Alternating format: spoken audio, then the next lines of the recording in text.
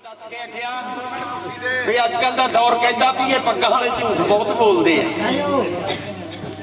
दुल्ले भट्टी की कहानी मैं शुरू लगा करना किस मौके वो दौर अकबर बादशाह का दौर से उदो लड़ाइयां कादियां होंदियां सीयां तीर कमान बाद च निकले आ ढाल तलवार की लड़ाई होंदी सी ते उदो जदों जंग लग जाता सी बादशाह का घोड़ा मोहरे होंदा सी। हुण अल्लाह ना करे अपना जंग ना लगे जे जंग लग गया तो इन्हां बादशाह ने दौड़ जाना मरना सी। उदों जनाब बादशाह विच हुंदे सी विच लड़दे हुंदे सी। इहदा दुल्ले नाल बैर किस गल तो पिया? दुल्ले नाल बैर इस तो पिया दुल्ले दे बाप का नाम सीगा फरीद।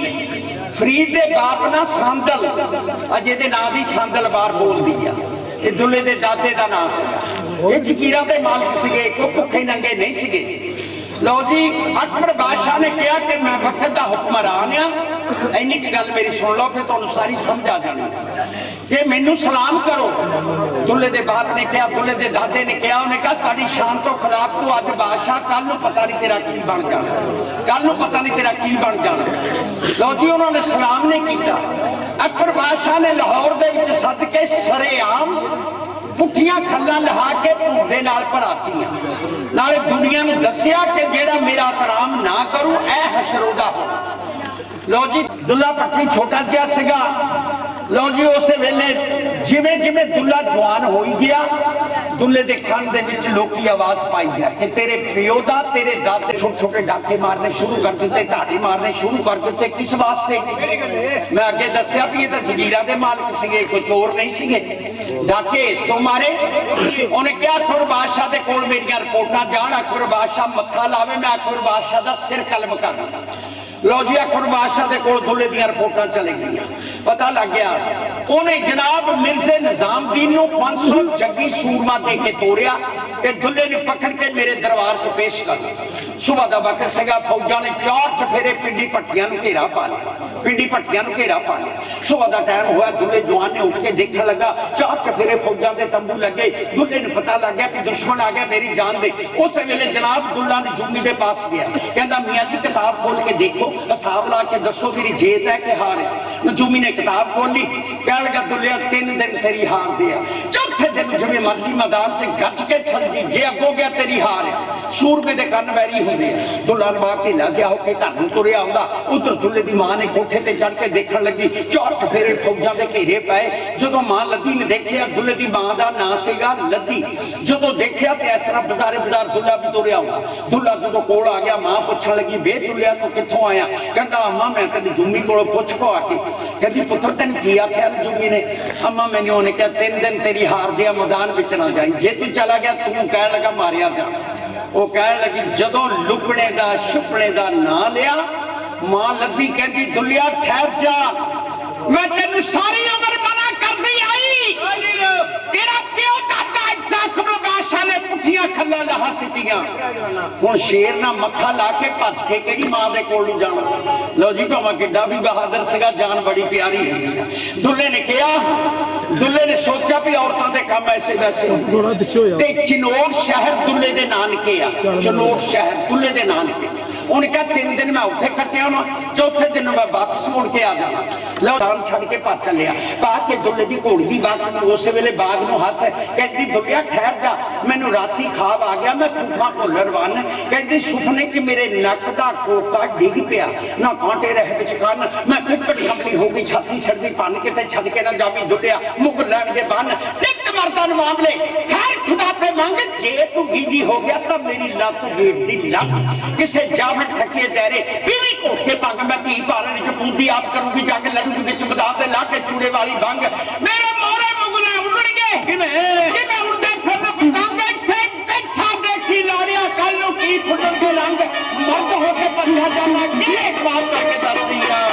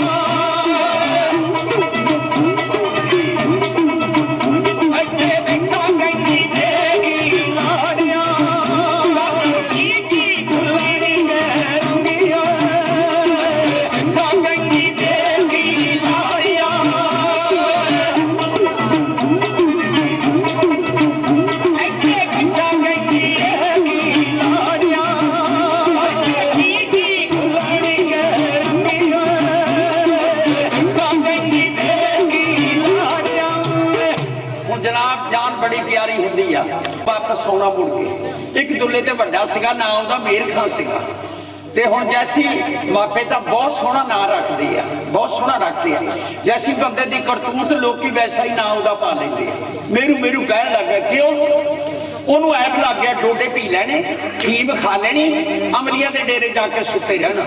मां लद्दी ने वरन ही नहीं दिता सारी उम्र उन्होंने। लो जी उस दिन मां लद्दी ने सोचा कि सियाने आखदे आ खोटा पैसा निकम्मा पुत्र कदे ना कदे काम आ जाता। उन्हें कहा मैं मेरू पोस्ट को जानी हाँ। भज्जी भज्जी गई, जाके देखने लगी मेरू पोस्ट ने डोडे पीते ही झोंका आईया।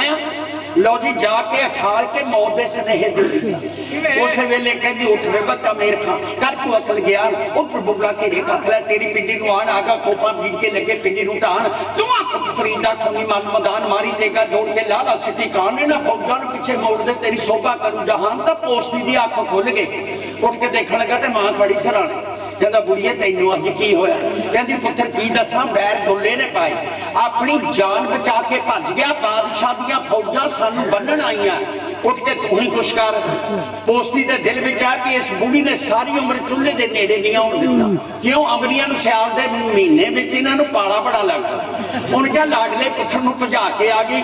हुण इस मां ने सोचा भी गोलियां ठंडियां कराउण नूं मैं पोस्ती नूं अगे कर दिंदी हां। बोलिया मेरू पोस्ती तैनूं देना सच सुना बुढ़िए मैनूं दुध मखणियां दसदी तेरे घर विच है नहीं सुआ।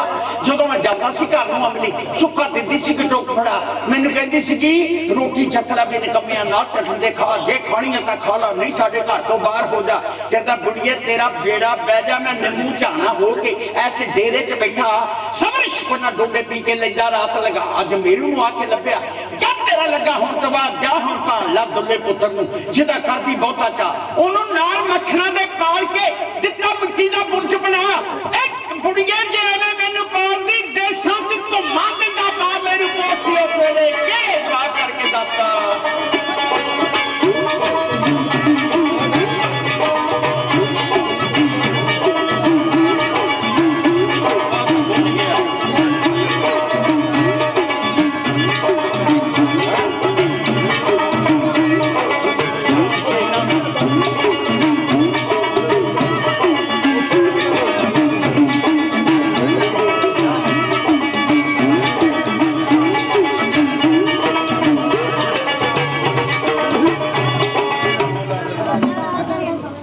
इश्क दे विच आशिकां लोकां नूं बहुत मुसीबतां आईयां, औखे पैंडे लम्मियां रावां इश्क दियां, इश्क दे विच मिलण सजावां इश्क दियां।